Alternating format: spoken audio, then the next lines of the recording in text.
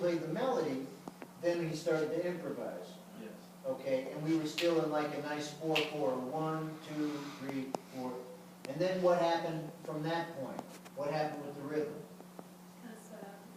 Well, I intimated from playing like the swing rhythm, 1, 2, 3, 4, 1, where the subdivision of the swing rhythm is the triplet. Where underneath this, 1, 2, 3, 4, 1, there's really this kind of going underneath it.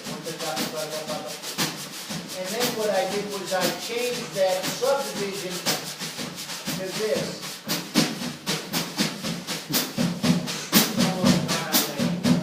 Where I went to an eighth note feeling. Like a Latin. Yeah, like a Latin feeling. But that's 8/8. That's where instead of having a triplet, 1 triplet, 2 triplet, 3 triplet, 4 triplet, 1 triplet, 2 triplet, I played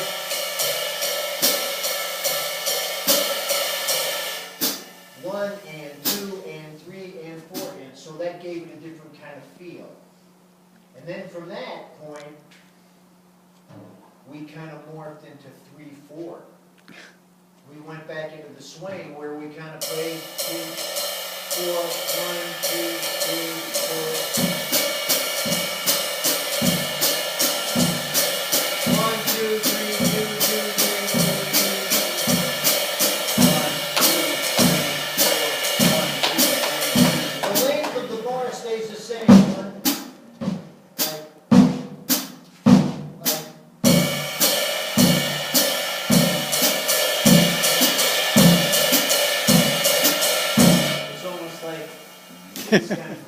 So it's like once you start to understand the subdivisions of things, you know, and I was instigating a little bit because I wanted to be like a little Reader's Digest version. We were kind of following the drummer in a lot of ways, and Adam, and then he even got into, before you got into a little kind of funky type of thing. Yeah, I shifted gears. A little rock.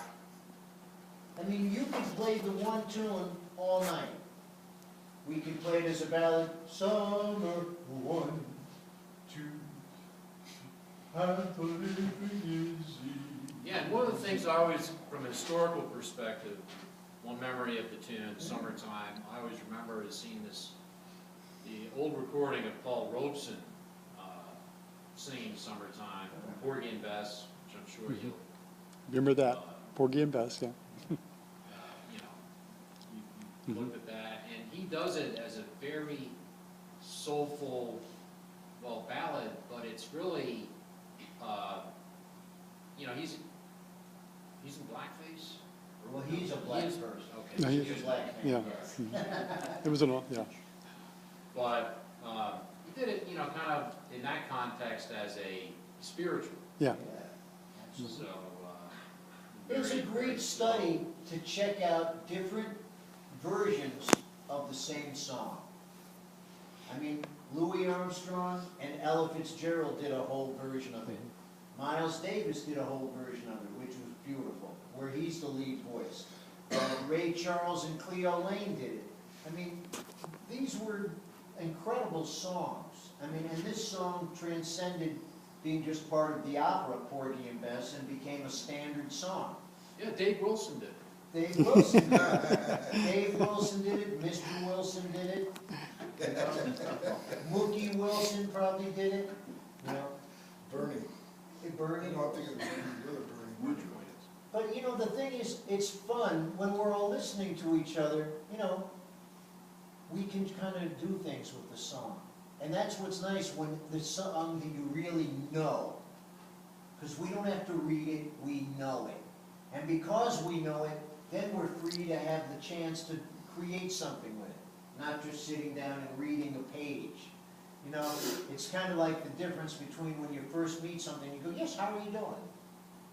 Compared to when you really know somebody's like, hey, how you feeling? You know what I mean? It's a different thing. Yeah. So these are the things that are kind of make it interesting, you know? And if you can learn the melody, learn to sing the melody. Yeah. You know, that helps a lot, and I suggest, if you want to really try to listen to jazz, to listen to ballads. Check out a John Coltrane ballad, or you can, if you need to relate to a singer, there's a record he did with the singer Johnny Hartman. And that record, I think people get that Sarah immediately. Vaughan. Listen to Sarah Vaughan. Sarah Listen to Vaughan. Louis Armstrong, Ella Fitzgerald. Listen to great singers sing songs. Frank Sinatra, Nat King Cole. Yeah, Listen to the songs, and you know, when then you hear a horn player play it, it's like, you know, they're supposed to be conveying the emotion of what that song is about. My baby done left me. You're not gonna play it like, ha ha ha ha ha, like, oh, I'm so happy. You know, you're not gonna do that. My baby done left me. It's like, come on, you know, if you're trying to tell a story, what's happening, you know, what's the emotion? that's So, what Jimmy Heath was talking about in an interview about playing a ballad. yeah. Now, Lester Young could play and nurse the ballad so beautiful, and his technique was you learned the lyrics. Yeah, And when you sang those lyrics to yourself, that told you how to play right. the song. You really get the true meaning of what you're about to tell people. And you get that happening, it transcends people to hear it. And they're gonna hear faster with a ballad in a slower tempo than hearing John Coltrane play giant steps. You know, that's gonna be a little tough to hear for the first time listening. The hardest thing really for a musician to really do and tell the story, I think, is to play a ballad.